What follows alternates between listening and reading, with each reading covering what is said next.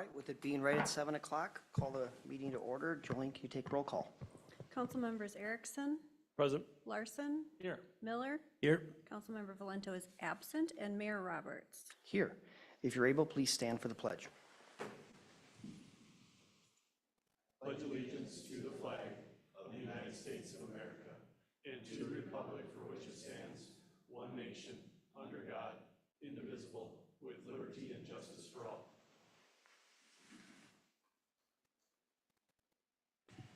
Right, I'm looking for a motion to approve this evening's agenda. So moved. Is there a second? Second. Any discussion? All in favor? Aye. Opposed? Got our agenda. Item number 5, awards, recognitions, and presentations. Just want to mention first, before we get to the first item, there's Councilmember Valento had a baby boy back on June 2nd. So on behalf of the council and city, congratulate her and Luke on that. And so she will be absent from a couple meetings here this month, but going to be keeping track of her emails and watching meetings. So if you still have a reason to reach out to her, she's more than willing to take those. Next item. Some of you may be aware that Pat Silovich, the commander of the American Legion, had passed away last week. So tonight, the Forest Lake City Council pauses to recognize and honor the life and legacy of Pat Silovich, commander of the Forest Lake American Legion. Pat was a respected veteran who served as an Air Force traffic control officer. He was a dedicated community leader and steadfast supporter for all those who served for our country. In his role as commander of the American Legion 225, Pat led with a quiet strength, deep compassion, and an unwavering commitment to honoring and supporting veterans and their families. As commander, Pat brought honor to the American Legion at Forest Lake through his unwavering commitment to veterans and their families and the core values of freedom, patriotism, and unity. His leadership, compassion, and integrity made a lasting impact not just within the Legion, but across our city. Pat's impact reached far beyond the walls of the Legion. He was a constant presence at local events, parades, and ceremonies, always showing up for Forest Lake, always standing for those who served. He served our youth by always stepping up to volunteer for coaching football, basketball, and baseball. The City Council extends its heartfelt condolences to Pat's family, his fellow Legionnaires, and all who had the honor of knowing him. His contributions to our community will not be forgotten, and we are forever grateful for his life of service. We honor Pat Silovich with deep respect, lasting gratitude, and I, Blake Roberts, as Mayor of Forest Lake, hereby declare Friday, June 13th, 2025, Commander Pat Silovich Day in the city of Forest Lake. Please join me in a moment of silence.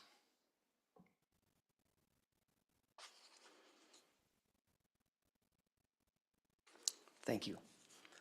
All right, next item, open forum. This gives anyone an opportunity to come speak on any city issue. Please state your name and your address and limit it to 3 minutes or so.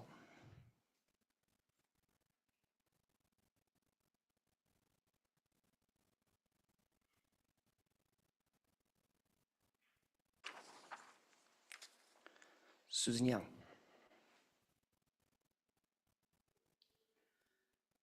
Hi, my name is Susan Young, 9950 199th Street North in Forest Lake.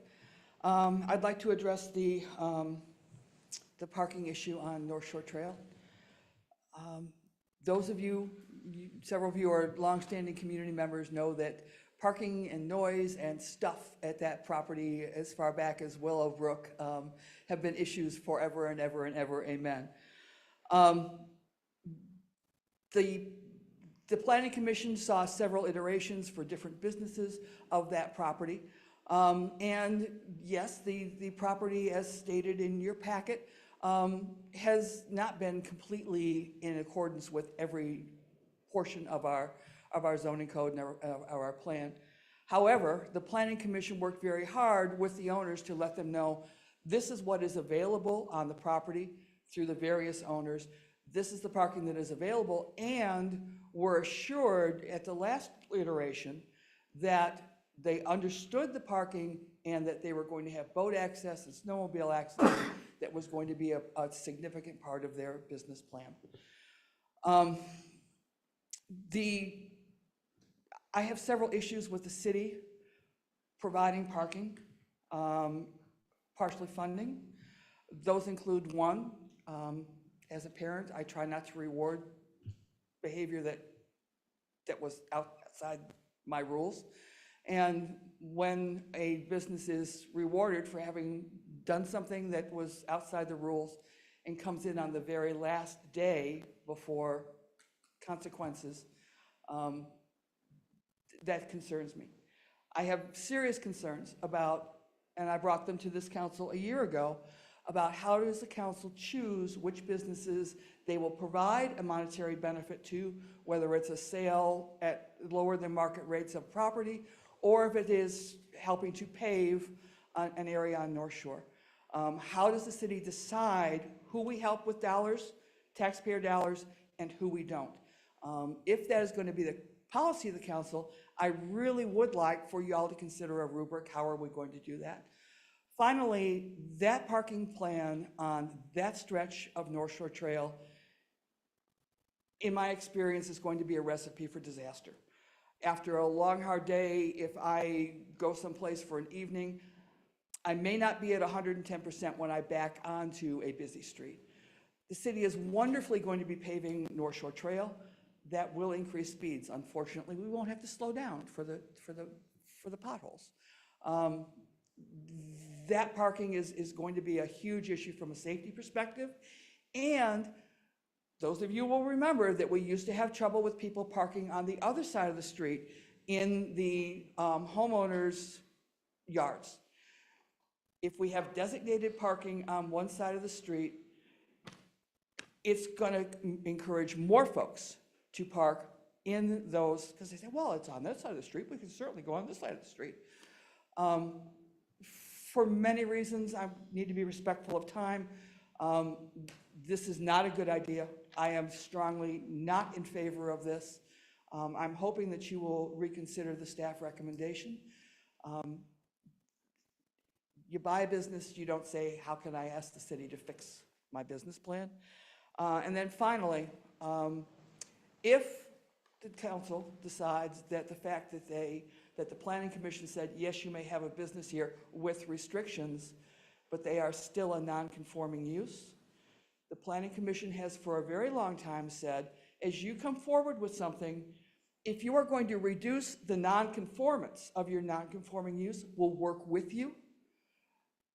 I would have to talk to the planning commission and say, this is probably not a good idea for the future, knowing where the position of the council is. I don't want the planning commission to be in that sort of position in the future. Thank you all very much. Thank you. Roxanne Keller.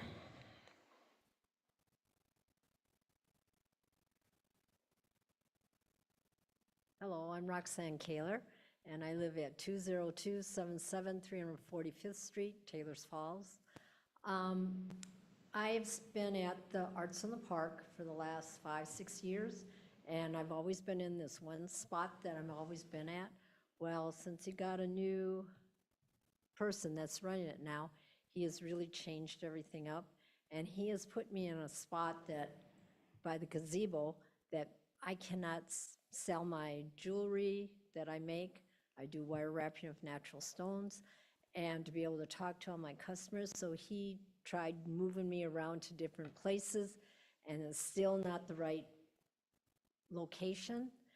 And the last one he had me put by this big old green box with the cement layer or whatever, and I can't put my canopy there and stuff to be able to work on it. I went there last Tuesday and I checked out how he set up everything. In my opinion, it's not the greatest. And so I did on my application request for my same spot as I always have.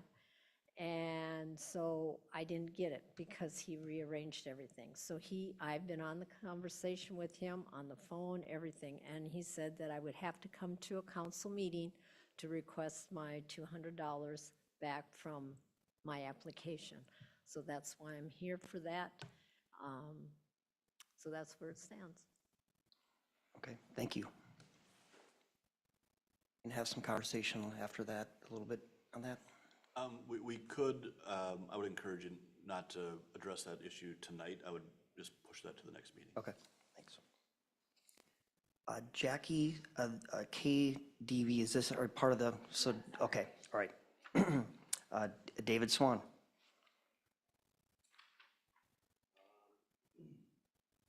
We're here to represent the Pizza Pub, and sorry I wasn't just brought into this last minute to stand in for Jerry, but we are requesting some additional parking along the boulevard on the North Shore Trail to accommodate the influx of customers during the busy season, during the summer months. He's already made, a lot of folks have already parking on the boulevard because of the restricted space that's available in the lot itself.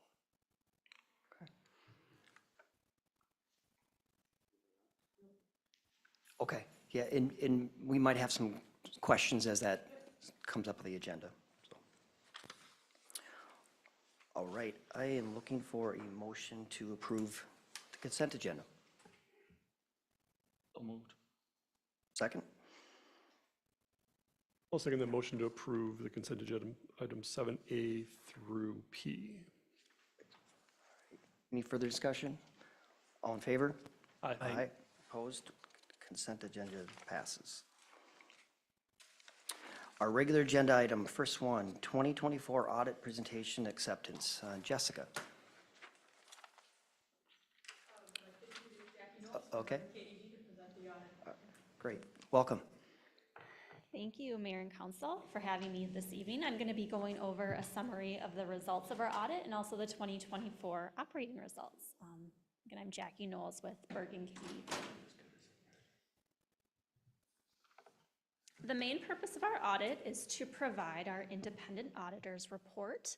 In this report, we state management's responsibility, which is for the numbers within the financial statements. Responsibility as auditors is to express an opinion on those statements based on results of test work. This year, we're providing an unmodified or a clean opinion. It's the best that we can offer and the same that the city has been receiving. What that does is it provides assurance that the financial statements are fairly presented in all material respects, the activity that occurred within 2024 and the financial position as of December 31st, 2024. We are also required to provide a report on Minnesota legal compliance. That's required by the Office of the State Auditor to test for compliance with certain state statutes applicable to Minnesota cities, and we did not have any findings there. And then finally, as a result of our test work, we did have one internal control finding. It is a repeat finding, the lack of segregation of accounting duties due to one person having the ability to handle multiple steps in a transaction process. So with that, we'll move on to some of the financial results for the year, and we'll start with a look at the general funds budget. For 2024, the council approved a budget calling for almost $12.5 million in revenue, and expenditures were authorized at an equal amount, which created a balanced budget. Actual revenues came in at almost $13 million. That's a over budget variance of about $506,000. Expenditures came in at $11.94 million. That's an under budget variance of about $542,000. In total, fund balance increased just over $1 million as a result of 2024 activity. Here's a graph that shows total fund balance over the last 5 years. So you can see that increase in 2024. In the unassigned portion of fund balance, that's the piece that's available for spending on any purpose. At the end of the year, that was $7,222,000, and that is an important number because that's the number that's addressed in the city's policy. And that number is equal to 54.7% of the 2025 budgeted expenditures, and that is in compliance with the city's policy to maintain an unassigned fund balance of 50% of the subsequent year's total budgeted expenditures in the general fund. When we look at revenues for the past 5 years, we do see some variances, and that is primarily due to the amount of intergovernmental revenues coming into the general fund, which have varied due to the timing of federal pandemic-related funding. In 2024, total revenues increased almost 10%, or about 1.1 million over the 2023 amount, due to an increase in tax revenues with an increase in the amount levied in the general fund. Intergovernmental revenues were also up about $200,000 with an increase in police training reimbursement grants, and then also the local government aid entitlement received by the city. When we look at the allocation of revenues over the last couple of years in these pie charts, just illustrates that as total revenues have increased, it has been spread evenly across the various sources.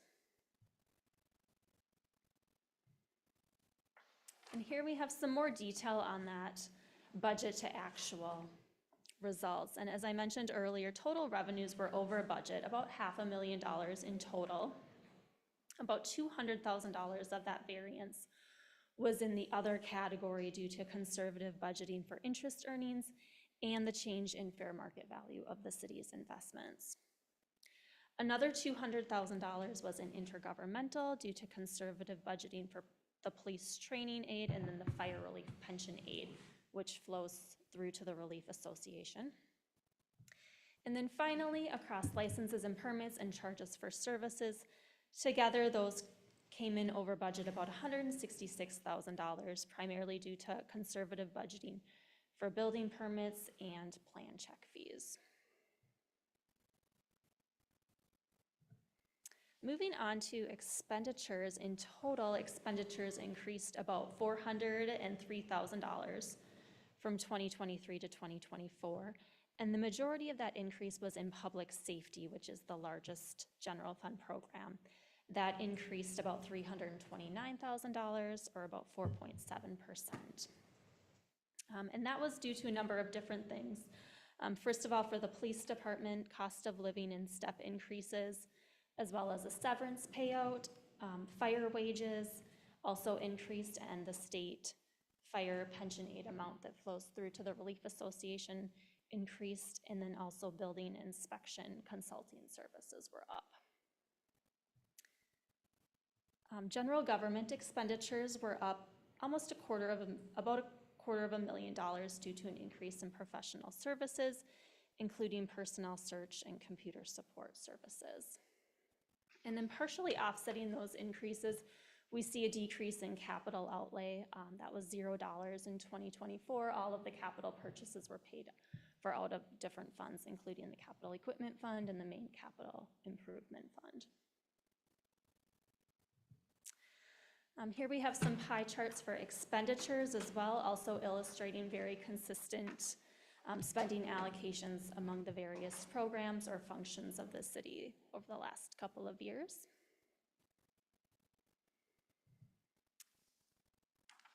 And then budget to actual results for expenditures. Again, expenditures under budget, about $542,000, or about 4.3% in total.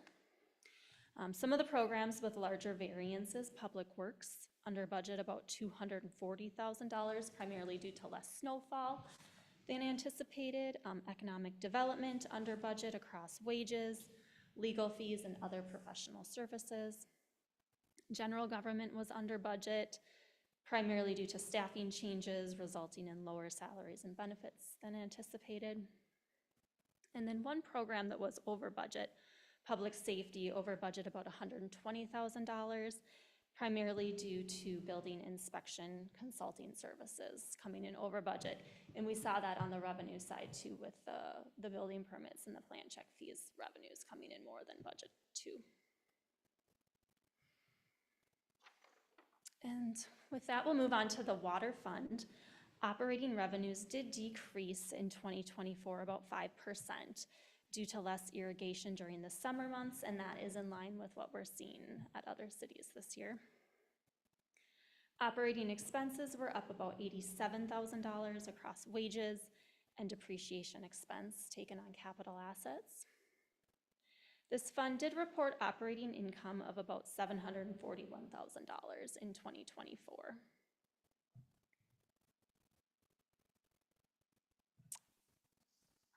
And in the sewer fund, operating revenues were up about $219,000 with increases in rates and usage. Operating expenses were up a similar amount across wages, repairs and maintenance, depreciation expense, and sewage disposal fees, so kind of across the board. Operating income in this fund totaled about $655,000 in 2024.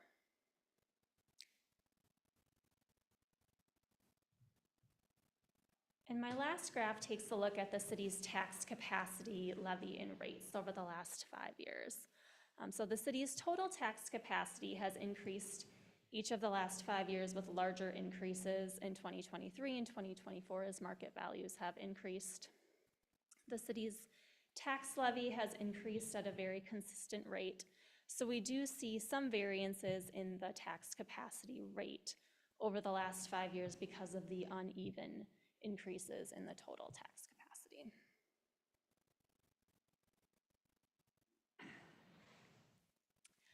And I'm happy to take any questions at this time. Council, any questions? Mr. Mayor, if I could just have a couple of comments. Yes. And maybe Jackie could fill us in on a few of these things, or just expand on them a little bit. One of them, there was, I think in the revenue portion, you were looking at the revenue, and you mentioned the value of our investments. And I think that's always a tricky one to understand, the mark-to-market aspect of this. I don't know if that changed a few years back. I can't remember if it's always been something that has been shown on audits, but I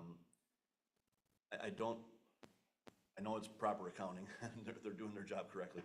I don't like it because it shows something that's won't be in 99.9% of the cases, won't ever be a realized revenue or a realized loss in some years. And so this is where we have to show the actual value of the stocks we own, the mutual funds that we're invested in, even though we would never cash those, never is a strong term, but very, very rarely would we cash those out and actually take that gain or loss, because that's not what we're invested for. We're invested for the longer term, right? And so the audit needs to show that as a revenue, but it's not what I would call probably not using the proper accounting terms, a realized revenue, right? It's not actually money, quote unquote, in the bank. Does that make sense? Am I characterizing that properly? Yeah, so government entities are required to record investments at their fair market value. So there may be an unrealized gain, as we saw in 2024. Some years we see an unrealized loss, even though it is the city's intention to hold those to maturity. That makes sense. So you buy $1 million CD, call it, you intend to hold that through the life of it and then cash it out when you're done. It'll be a zero-sum gain except for the interest you made. And we're properly reporting the interest. Always doing everything properly here, but the interest makes sense to see that coming in as revenue, right? But the gain in the value or the loss in the value, I try to ignore that. Do you know what that number off the top of your head was? I don't off the top of my head, no. So then another thing to note was that, there was an increase. We were quote unquote over budget on building inspections. Of course, there was an offset, as Jackie mentioned, in revenue. So again, one thing government audits are a little tricky to see sometimes is that we separately report revenues from expenditures. We don't always look at the net right on top of each other, so you have to kind of match those two up and see. So there's a reason we were over budget, and that's because we had more revenue. We just had more work in front of us, right? So obviously, that expenditure might look a little different if we were fully staffed in that department as well. You wouldn't necessarily staff up. You might have some overtime and that kind of stuff, but you wouldn't be quite as extreme as we saw in this last go around here. The water fund, if you could go there, Jackie. I think it's always interesting to see, as she mentioned it, we didn't sell as much water last year because people didn't use as much water, because it was not as dry a year as it was before. And I always want to point out to people that you notice that the operating expenses didn't really go down, even though we used a lot less water. And that's because the cost of a gallon of water by itself, the intrinsic cost of it, is very, very little compared to what we sell it for. But that's because the majority of our costs are Dave's folks, right? Running around, checking hydrants, flushing hydrants, keeping the water system up and running, manning the water plants and all that kind of stuff. And that work does not really increase or decrease based on how much water we sell. We pump 1 million gallons, 10 million gallons, it's roughly the same amount of work to run that system. So even though we sell more or less, the work doesn't go up or down. So I know that sometimes people look at that operating income and go, "Jeepers, we're over budgeting here, overcharging, we should really dial that down." I assure you that this is reasonable because you win some and you lose some in the overall scheme of things. You look at a 10 or 20-year trend line and say, how are we doing? And the other thing I wanted to point out about the water, and then we can cross over into sewer as well, is that operating income is a bit of a misnomer because we don't have capital funds in the water and sewer like we do in the general fund that hide those ups and downs of big time expenditures on infrastructure. And so we have to have an income to build our fund balance so that we can afford those larger projects. In the general fund, we don't want to as often, see that fund balance grow as much as we do here because we have a capital fund designated for those big expenditures. So we're not like quote unquote saving up for something in the general fund as often as we are here in the water and sewer funds. So those are my commentary. Anything out of that for you? Nope, nothing to add. For pointing those items out, Mark. Any other questions? It's just a follow-up question, Mark, on the water and sewer funds. Those operating incomes, are they in alignment with what we've budgeted then as we look to continue to invest in infrastructure? Yeah, again, it's, could you really say we're plus or minus 50,000 on where we should be? It's a little tougher to say because it is more of a long game. But yes, I think those are healthy operating incomes that can are in line with our capital fund, our capital plan, I should say. Yeah, thank you. Interested in making a motion? I'll make a motion to accept the 2024 audit presentation as presented. We have a motion. Is there a second? I'll second it. Any further discussion? All in favor? Aye. Opposed?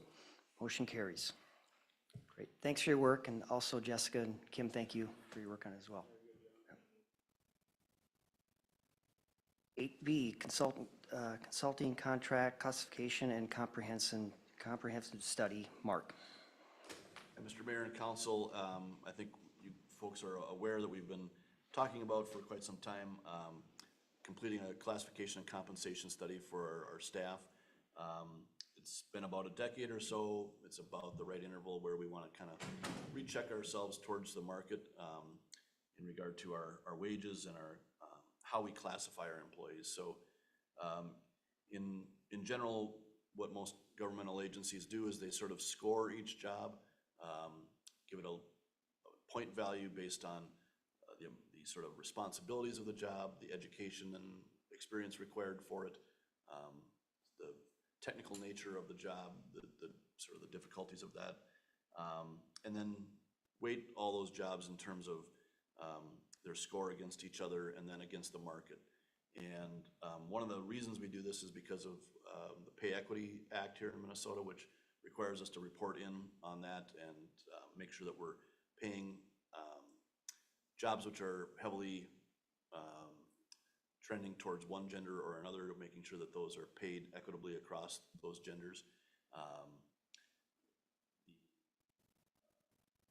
The scoring of these jobs helps us kind of level that playing field and make sure that we're, when we're forced to compare apples to oranges, we can compare, on a different level. We're comparing fruit by the end of this thing, right? So it can be difficult comparing those items because they're not necessarily alike in exactly what they do. So This is again just our chance to recapture our classifications of our jobs and the compensation afforded to those, and check those against the market and make sure that we're within where we want to be with the market. So the end result of this will be some recommendations, and I want to stress that those are just that, they're recommendations. There's nothing sort of binding about this. You don't have to follow any of the recommendations. I would certainly hope we will take a look at them and make our own decisions. But what we're going to be doing is taking those and then sort of looking at, okay, let's say overall we're 5% lower than the market. We'll have a question before us is, do we want to be in the middle of the market? Do we want to be, some cities might choose to be at the 60th percentile of the market. Some people might choose to be at the 40th percentile. Where maybe we choose a range. We want to be within this and that. So this is up to you. The report will give us that range and that feeling of where we're at, and then we'll make those decisions going forward in terms of how to implement this. There'll be a phased approach to this as well, since our contracts aren't all up at the same time. We have some union contracts that will be up at the end of 2025, and we'll want to make sure that we have this information in front of us as we negotiate those contracts and some council direction based on that. The other contracts, we may choose to wait until those are expiring and then work this into the negotiation for the next contract. So there'll be an ability to phase it in so that if there is a major movement in one direction or other, we have an opportunity to phase that in that doesn't come as a shock to our budget or a shock to our employees. Beyond that, I just want to thank a newly formed labor management committee that we've formed with a cross-section of the folks employed here from the various unions and non-union positions.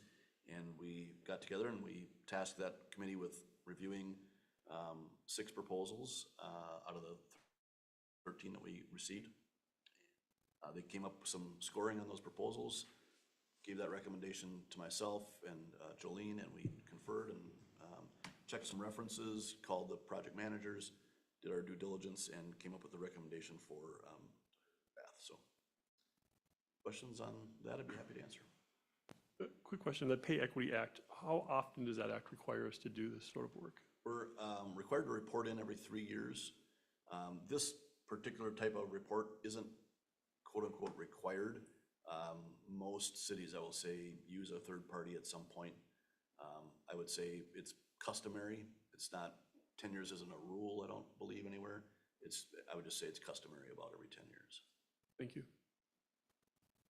Any other questions? I think as the job market gets more and more competitive, it's just good to have this, and it's money well spent so that we could be fair with our employees and know where we stand with everyone else. So is anyone willing to make a motion? Make a motion to authorize the execution of a contract for the classification and compensation study with McGrath Human Resources Group at a cost of not to exceed $20,000. Motion, is there a second? I'll second. Any further discussion? All in favor? Aye. Aye. Opposed? Motion carries. 8C, 8241 North Shore Trail on-street parking. Abby. Thank you. In 2007, the city of Forest Lake granted a conditional use permit and variance request for the expansion of existing non-conforming structure at 8241 North Shore Trail. Even though at the time the city council determined that this would bring the property into a more conforming status, I think arguably since the reconstruction of that site, there's been problems related to the neighborhood and parking in the area. I wasn't here, so I don't know that exactly, but I've heard that from many different people. In late 2003, Pizza Pub began operations utilizing that historic conditional use permit. And not immediately, but fairly soon after, we started receiving complaints about the on-street parking in the boulevard. When we did receive these and they came in through the zoning, our kind of planning zoning offices, according to the use permit and their variance approvals, and the code, there's no zoning code violations. In essence, we had the general public parking along a shoulder. So there was kind of little we could do. We did post no parking signs. We said, hey, please don't do that. But we also were in the middle last year of, yes, through 24, of spinning up a new code enforcement program. So again, when complaints started coming in 2025, kind of came to the same conclusion that there really wasn't code violations related to the use of the property. However, this spring, the landowner did change the status of the boulevard by laying down some aggregate material that did trigger a number of city code violations. It did trigger the zoning code violations, but also stormwater, parking, some of those things. So we did provide notice to the landowner that there were violations of the code, and even though it was on the deadline date, the landowner did reach out to us to start discussing compliance. After the meeting internally, staff started to talk about what are some options through here that could be a potential consideration of the city to help reduce some of the public nuisance, public safety concerns in the area. Included in your packet were 2 designs that were developed by the city engineering department. I can pull them up. I only have the JPEG images that are in your staff report, so I'll kind of zoom in on them. But the first scenario is kind of officially, potentially, or is the current configuration of how people are kind of parking out on North Shore right now. Be 12 parking spaces at a cost of $31,000 that would essentially be able to mimic what's there, but potentially on an improved parking service. The other alternative that we just explored is whether or not we could get on-street, excuse me, parallel parking in this area. And our engineering department was able to determine that we can get those spaces in, and that would be at a tune of $20,000. I'll come back to these. I just want to use the staff report for reference. So with this scenario, we've discussed the alternatives, we reached out to the landowner, asked them of their interest in rectifying the code violations, public safety concerns. The landowner did indicate they're interested in working with the city if the city is favorable to putting in improved parking adjacent to their property, and has asked if the city is favorable to this, the city would consider a 50-50 cost share. He further asked for the ability to assess his portion onto his taxes over a time period. So there's really a few things the council kind of needs to consider in a request of this nature. The first is whether or not the city council is interested in doing a change order request to the North Shore Trail roadway parking project, or roadway project. This would be the opportunity, if we wanted to pave parking along North Shore Trail in this location.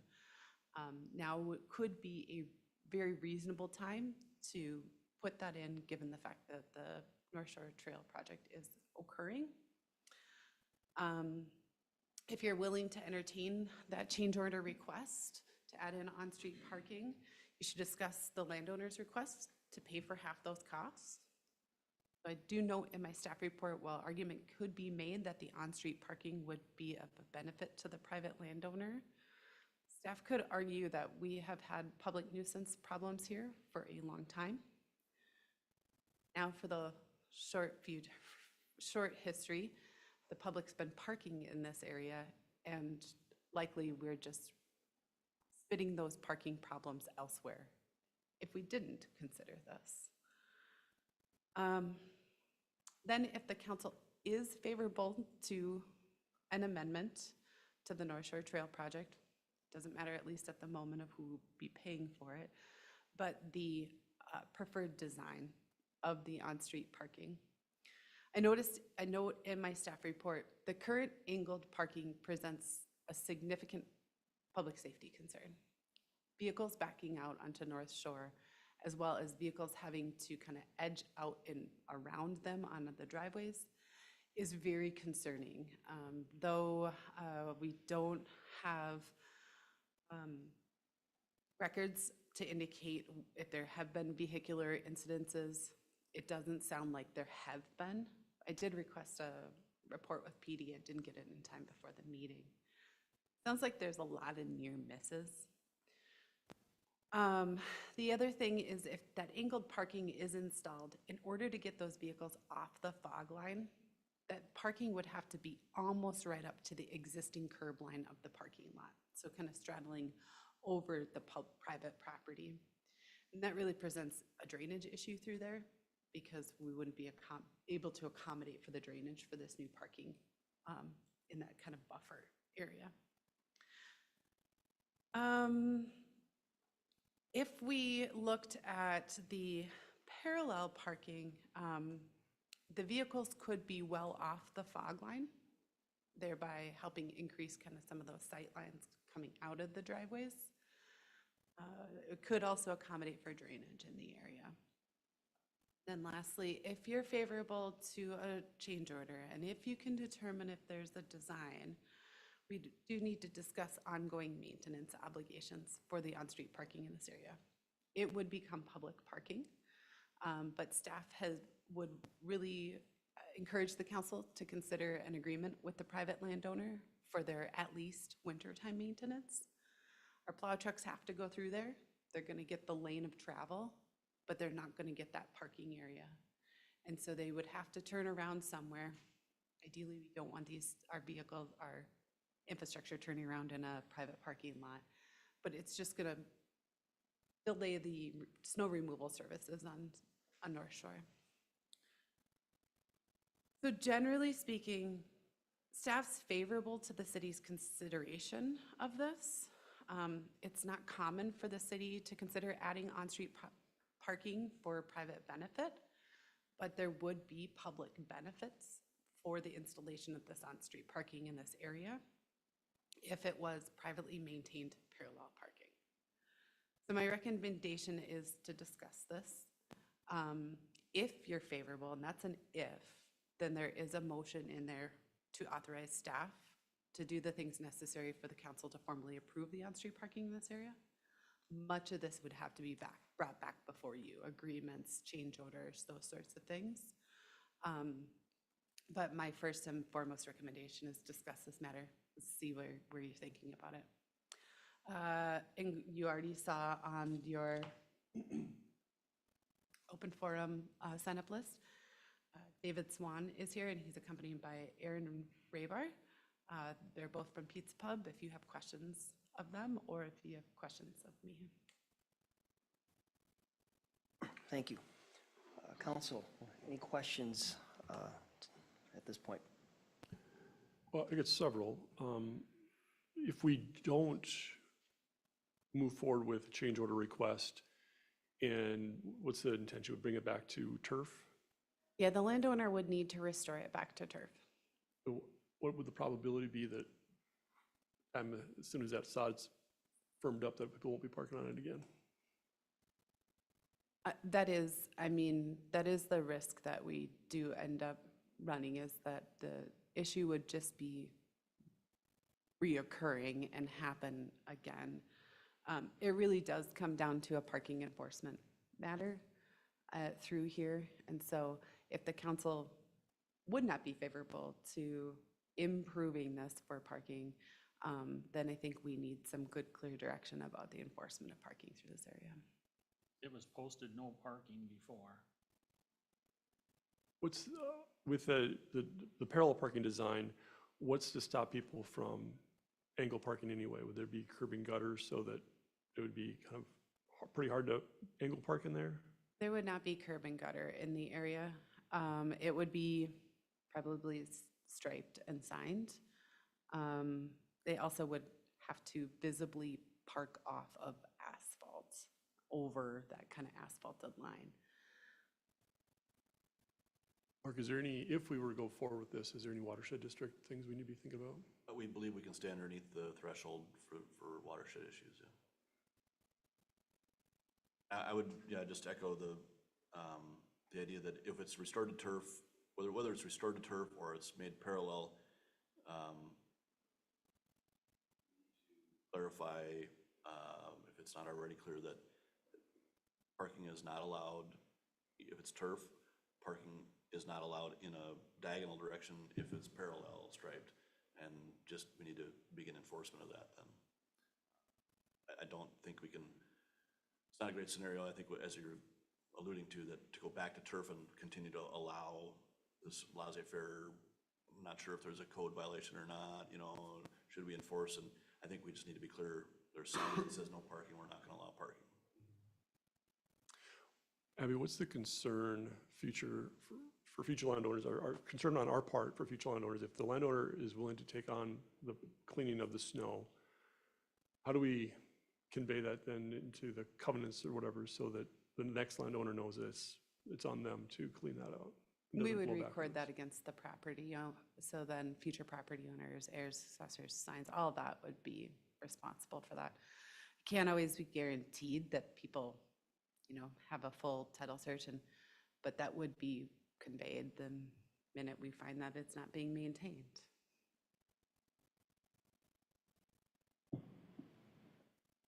Concerned with public utilities and all that other stuff that lies underneath there, parking on that,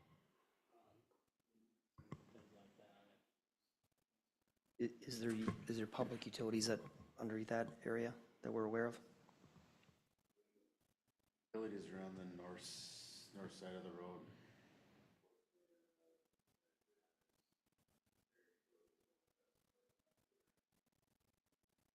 Okay. Private utilities, I'm sure there's power. Okay, so would you like to add anything to this, Dave or Aaron? No? No, like I don't have anything, she said it pretty much, knowing that, I mean, we could, speaking from Jerry, I know that we'll be able to keep up with, like plowing of the snow during the winter time and stuff like that. Ma'am, excuse me, could you step up to the podium just so that we can get a clear record of what you're saying? Thank you so much. No, I was just saying, when it comes to, the removal of like the snow and stuff like that, we as the company, the landowner, will take, like, do that for you guys in recognition of that. Okay. And you're willing to do either I assume your first request would be the Parallel diagonal, and then, Well, diagonal, but if it can come down to the parallel, we'll do the Okay. parallel too. okay. Yep. Councilmember Miller. Aaron, I have a question for you, if you don't mind. Can you tell me, where do all the employees park currently? In that area where the asphalt was put, or where the turf used to be, that's where employees park, but, or like in the parking lot, they'll park too. So how many employees do you have at any given time? During the weekdays, we have, during the day, anywhere from like 3 to 4. Nighttime is like 6 to 10. And then when you get to the weekends, I mean, we have up to like 20 to 30 employees. So that would potentially be 20 to 30 spots spots. that are being taken by your employees? Yes, correct. Is there any place else your employees can park besides in your parking lot? No, that we haven't decided on anything like that or anything. What made you decide to to put down the Class 5 rock in that area currently that doesn't allow for that? I can't answer that one. Was that your decision? It was not my decision. Was that, It's the landowner's decision. okay, so Gary the person who owns the land in the Yep. building that you lease from? Mhm. Okay. First of all, I'd like to say two other things. I do really enjoy Pizza Pub and Pizza Prime over in Blaine. They're all really good, and the one in Forest Lake, so, and I think you own a number of them, so. But it definitely is a real issue there for parking. Yep. You know, the previous owner, Aqua, when they owned it, they used to have a shuttle service. And they would have people park over at the boat launch in the parking lot over there, and they would shuttle people back and forth. Have you considered something like that to alleviate some of your parking problems? We have not. Having some sort of maybe a valet service? I mean, it's been talked about, but we haven't like put it into effect or anything like that. During the week, do you find you have major issues with the parking or mainly weekends? Mainly like Thursday through Sunday. Have you considered talking to any of the homeowners across the street or around the corner from there to see if you could pick up a piece of land from them or some area from them that you could have maybe additional parking? I have not. Would you consider that? I would. Okay. So I think first, a couple questions here. Well, actually, I have a question. Complaints continue, were they right when it first opened, there was more? When I drive by there, initially, there just seemed like there was just a lot more of an issue when you drive by there, even during a weekend. It doesn't seem like there's a lot of parking on the street, so has that complaint been about the same, or? I'd say the complaints are generated from a frequent few, and those complaints are coming up just consistently when there may be issues. They've subsided in the last month or so since they knew that we were kind of working through these conversations about exploring alternative options. I think there's been a number of residents that have stopped because they don't necessarily think their complaints are, isn't changing the circumstance in any way. So we have a couple things here. First, I guess the first question is, are we interested in doing the change order at all? That would be our first question. And I don't know if there's a consensus at all or thoughts. I am, just from the standpoint that, I mean, it's a thriving local business, so we want to, I think as a city, support any way we can within reason. Short of, police patrol being out there on the regular, I suspect that should we not do something to motivate people to move in a right, safer direction, we'll end up right back here where we've been. So my interest is in exploring that change order and in the favor of the parallel parking. Mr. Mayor, council members, I'm not interested in exploring that option personally. I think we would be adding to a existing problem that's not ever going to get better unless they do something completely different. And that's why I mentioned maybe there's an option with talking to some of the landowners over there. If the city was going to contribute to a business, I don't know if that's the right path to go down either in terms of funding some of their challenges. They knew what the challenges were when they got in there. But I would rather see the city spend money to help them build a safer strip of parking, maybe somewhere else across the road or something, or down anywhere else other than right there. I think North Shore is such a terribly unsafe road to begin with, in my opinion. And just even when I saw those horizontal backing parking spots, I was like, there's going to be an accident out here. Now, I don't know if there has been, but I would swear there's going to be, because when you're backing out, especially with cars on each side of you, you can't see either way, and it's just a terrible nightmare. Now, the parallel parking, I could see where that would be okay, but it's only 6 spots. I don't think that's helping with the problem. I think there's a lot of things they can do. They mentioned they have employees that park there. Employees could park somewhere else. They could work out something with their employees to park somewhere else. Maybe they go park over in the DNR lot. Or maybe we work out something and park elsewhere. That could free up 10 spots a night, 6 spots a night, especially on the weekends, 20 spots potentially. I know it's hard because you got to have your employees, so I'm not trying to say it'd be mean. But I think personally, I think it's a real safety issue there. And I don't think we should, Ms. Young said it earlier, I don't think we should reward bad behavior. On planning, when we were on planning, I mean, this has been an issue for a long time, and we never allowed it in the past. We tried to always stay away from it, but that's just my thought. So you're opposed regardless, cost share or not, you're opposed regardless, and design regardless? I don't like the design, but I don't think it should be a cost share thing either, personally. If I could, Councilmember Miller, if it was parallel parking and no city cost share, would that be something you would be Again, it isn't necessarily the cost share. I think there are times when we should cost share. It is more of a safety thing for me. I don't think 6 extra spots is gonna get them anything other than what we have now. Still a problem with parking on the street, in my opinion. I'd have to agree with Councilmember Miller on that.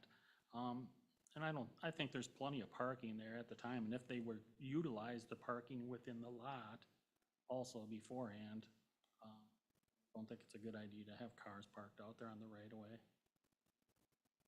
Strong believer in that as well. I mean, have we had like the engineers or anyone look at it? I mean, is there any way that parking lot can be redesigned? There's just not space. I looked at that 12 Ways to Sunday. It's maximized. It's maxed out there. I think there's even a variance to the parking lot setback. Abby, is that correct already, to allow for the parking lot to be as big as it is?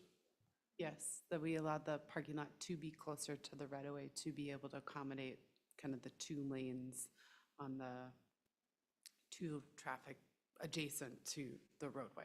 You can pull up down here. While she's doing that, just a couple of comments. I appreciate the 2 council members' opposition. I do understand your position. I think while the 6 spots certainly won't solve the problem, I think it's a step in the right direction. I do think the safety concerns are real. There is no safe way to park along the road. I do think the parallel spots would be reasonably safe. I think the diagonal is a non-starter for me. I know Ryan, our city engineer as well, had some serious concerns with that, and our public safety folks as well. Chief Peterson was not favorable to that idea either. So I think a couple of things also is that I don't know that we want to have an arrangement where we're relying on the DNR lot as a backup either. I think that's something we haven't discussed with them, and not sure if that's technically probably not a legal probably place not either. allowed, right? Yeah, the DNR has the purpose for that lot, and it's not for pizza parking. I do think certainly you make valid points, Councilmember Miller, about the need for the landowner to look elsewhere to solve their problem and get creative with, shuttle solutions or whatever like that. I think the 2 things can be mutually exclusive. I think the city could construct this parking and request it. I think what you're doing here is if you were to construct the 6 parallel spots, and, we can talk funding later, whether you fund any of it or not, you could also then say, with this, we're going to become much more strict in enforcing parking rules, so you should make sure that you get that straightened out, because we're going to be ticketing people who park along the road where it's zone no parking, and we're not going to be lenient about that. So I think there's a yes and probability here. I think you can do this and also not reward bad behavior, so to speak. That you can get a little stricter with enforcement of parking to make sure that the parking that's done is done as safely as possible. One of the things that Ryan and I looked at with the parallel spots is that normally a parallel parking spot is 8 feet wide. Usually you end up with a 2-foot gutter pan as well, so you have a 10-foot from fog line to curb. In this case, we're not going to have curb necessarily, but what we'd like to do is make that a little bit wider than the 8-foot minimum, say more like 12 feet, so that you have a bit of an area there to maneuver. It won't be, you'll still need to, someone coming eastbound will still have to, or southbound, whatever you want to think of it, would still need to maneuver around someone parking, but would have a little bit of wiggle room. So there is some of that buffer between fog line and the person actually parking. There is enough room there to accommodate that, so that we're not right up on the fog line with the parked cars, so that when you swing your door out, you're not into the fog line, right? If that makes any sense. So, again, appreciate both of your opinions and not trying to be argumentative in any way, shape, or form, but I think I see an opportunity to make the situation better and be in a very strong position to draw a line in the sand and say, this is it, we can't tolerate illegal parking. Abby, could you go back to that greater view of the area? Is there street parking allowed on Inman and 224th? Not posted or anything, is it? On Inman, Inman, yeah. on Inman, it's no parking, and it's quite a ways up on 224 Right. where there's a no parking. Because it's such a it's quite slender street. Quite a distance to walk to the pub. Well, I was thinking the pizza pub needs to get a really cool golf cart, go pick up there. So that's not, it's not posted no parking? It's posted no parking. Yeah, I would assume that is avoid the overflow from the ramp, From the the launch. Yeah. And it's my understanding that the previous, like the Aqua group, they did pursue private property for parking, and they found nothing in the area. I think they were using some up off of 224th, which is now developed. There was an open field there that area is developed, and so they were using, my understanding, they were using that. So, so my thought on this is pretty similar to Mark's. I think, we've got kind of a bad situation here. We've got a major road project coming through there. It's the opportunity for the city to fix this and make it better than it is. It's not going to be perfect. I would also advocate for them to continue to look for some of those off-site parking situations, especially on busy weekends, holiday weekends. I think doing the parallel is a much safer, and so I'm in favor of that. The cost share part, I'm indifferent at this point. I don't know, is that a decision you need tonight, preferably? I mean, I think it's gonna help inform the decision of the owner. Yeah. You know. How many parking spaces do you have in your lot, sir?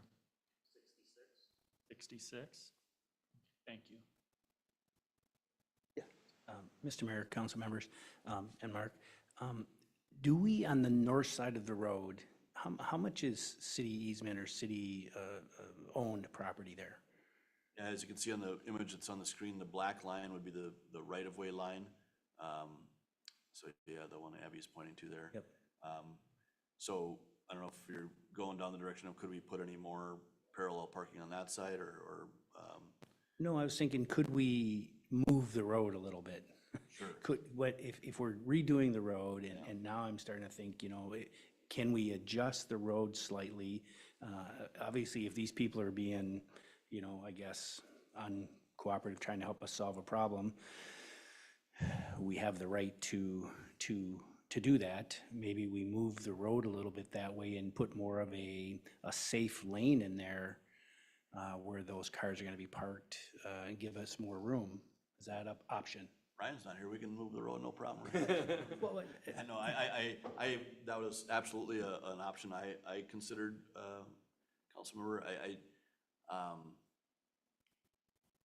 There are myriad complications with that, none the least of which is watershed rules about whether or not we're doing a reclaim project or a reconstruction project. And the minute we start looking at something as a reconstruction, in other words, we're moving a road, realigning it, we may end up triggering some rules there that will be cost prohibitive. I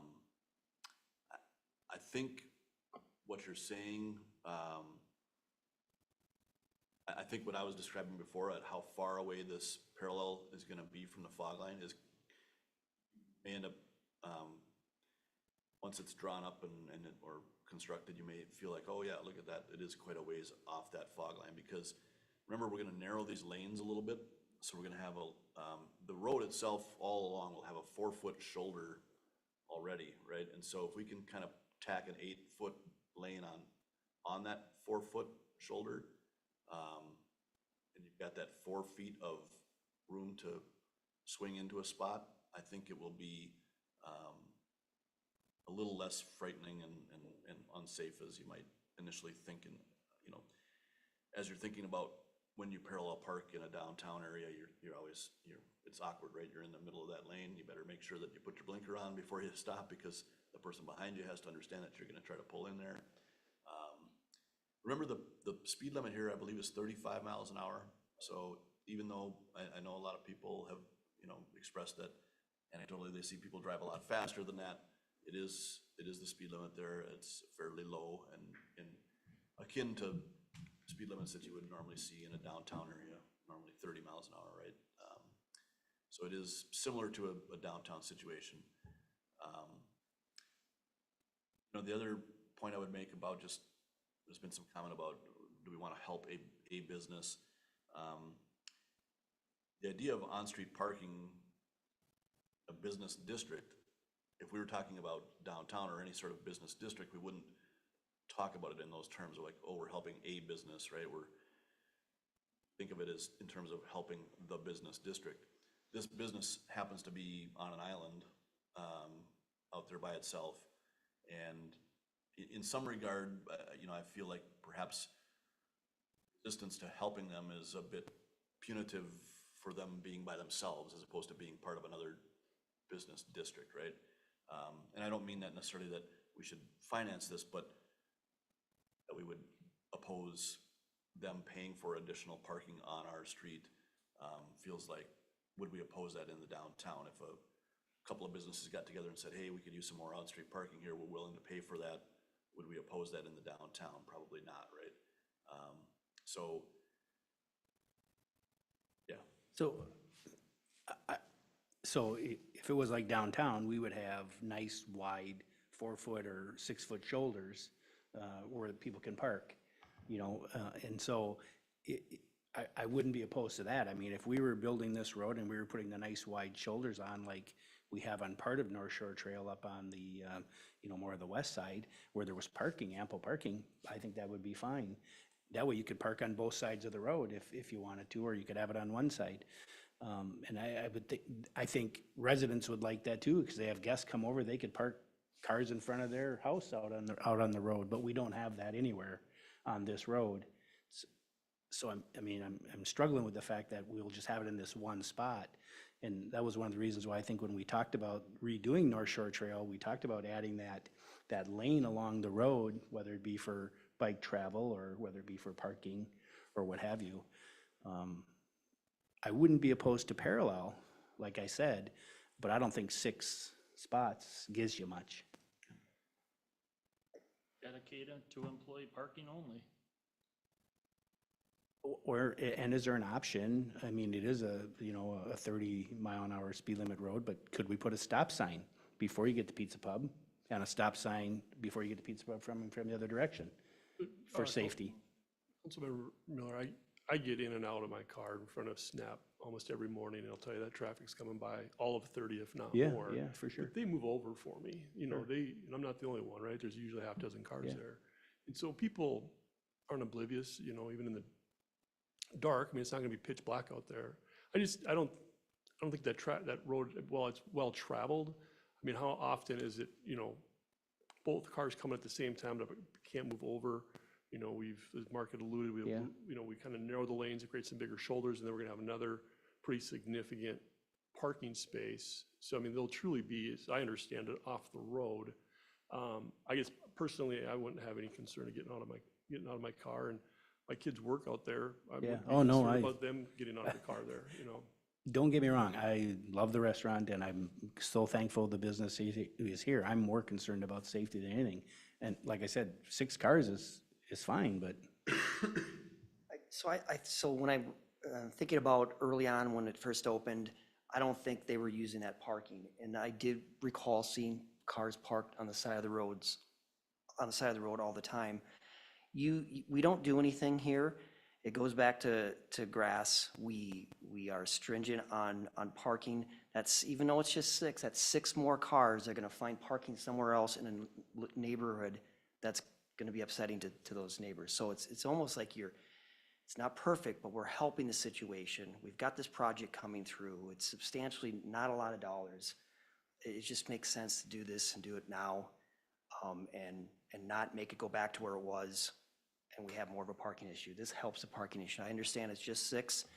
Again, you could suggest to try to find other properties around where they could do some type of a valet or a shuttle type system on those bigger weekends, but it just seems like it's the right time and we're actually creating a better, more safe environment than what's currently there.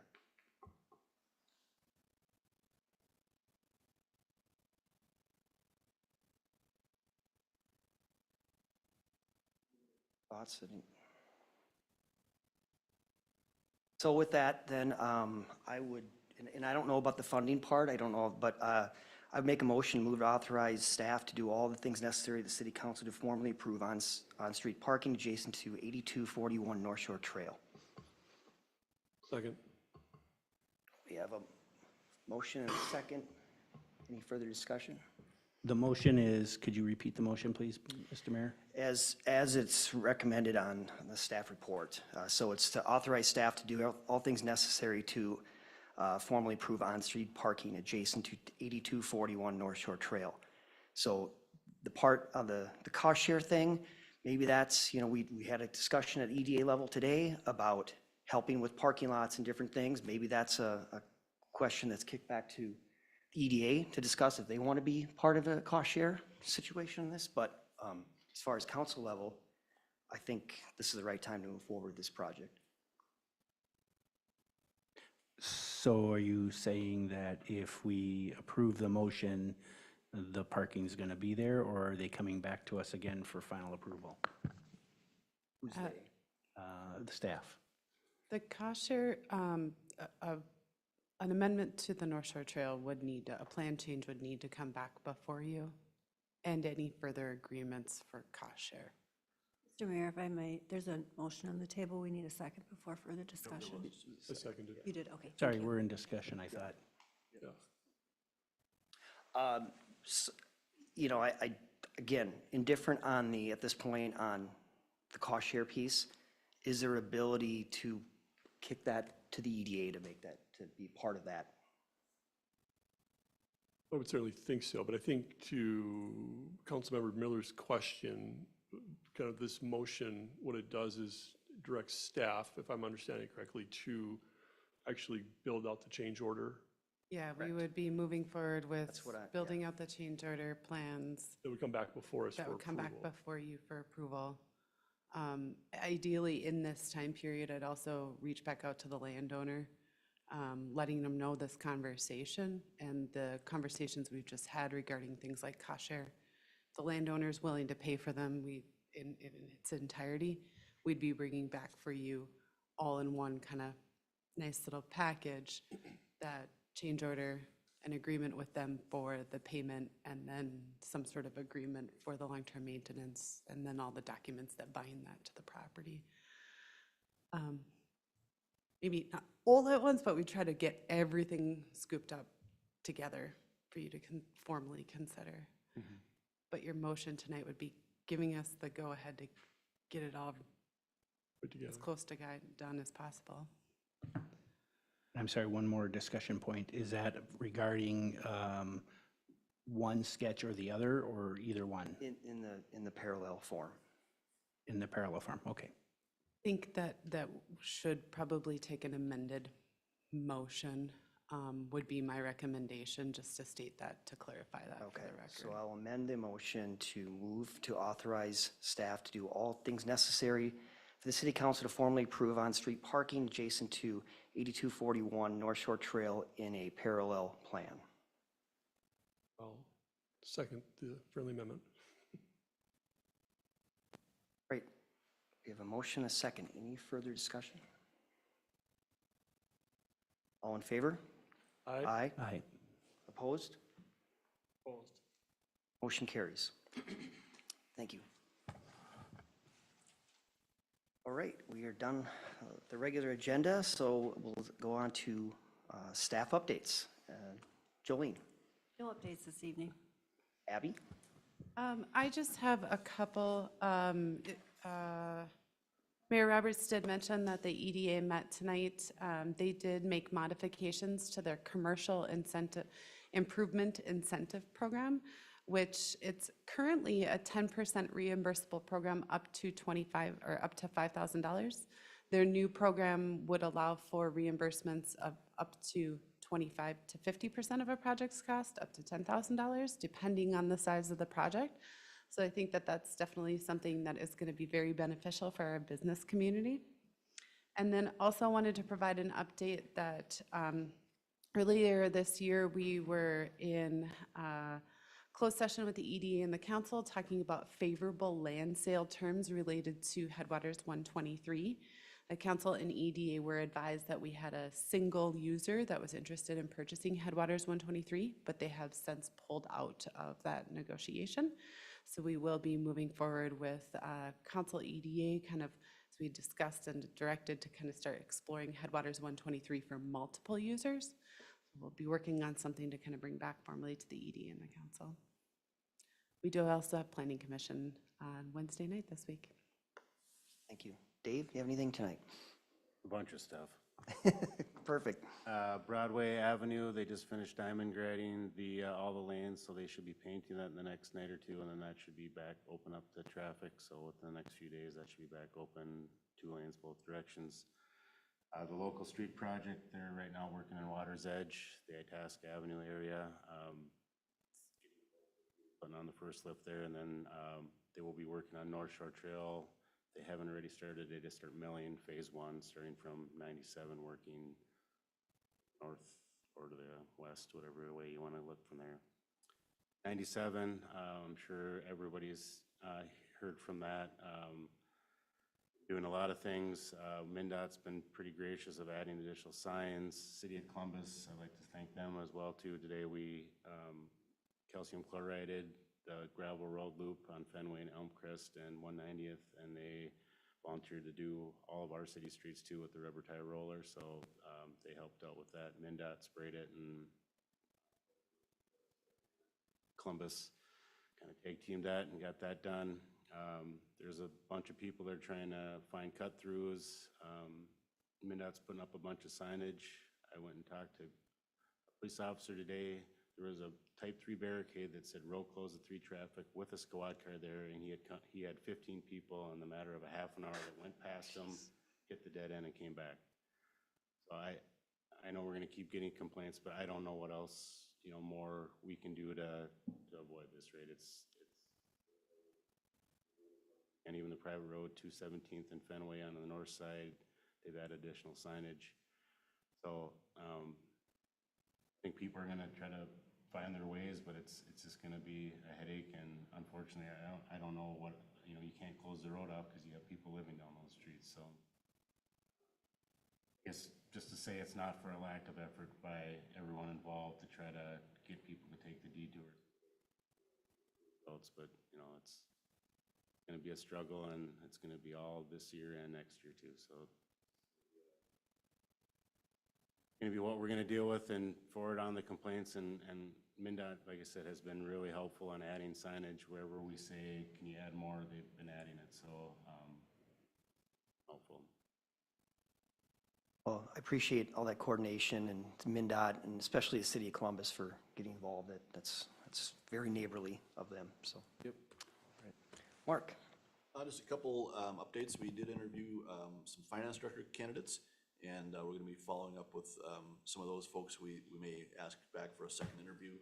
Reached out to Councilmember Erickson to give us a hand with those second interviews, and we'll also receive word from the City of Hugo that they're offering their finance director to come and sit in on an interview panel as well. So hopefully we can narrow that candidate pool down and see if we have a viable candidate there for us.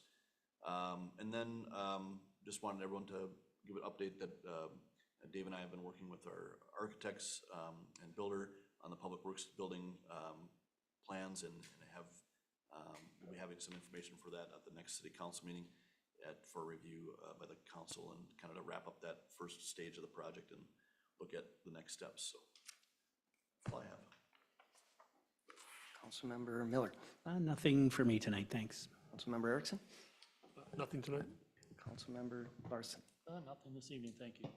Okay, I don't have anything else. Thank you, everyone, for a great meeting, and with no other business coming forward, the meeting's adjourned.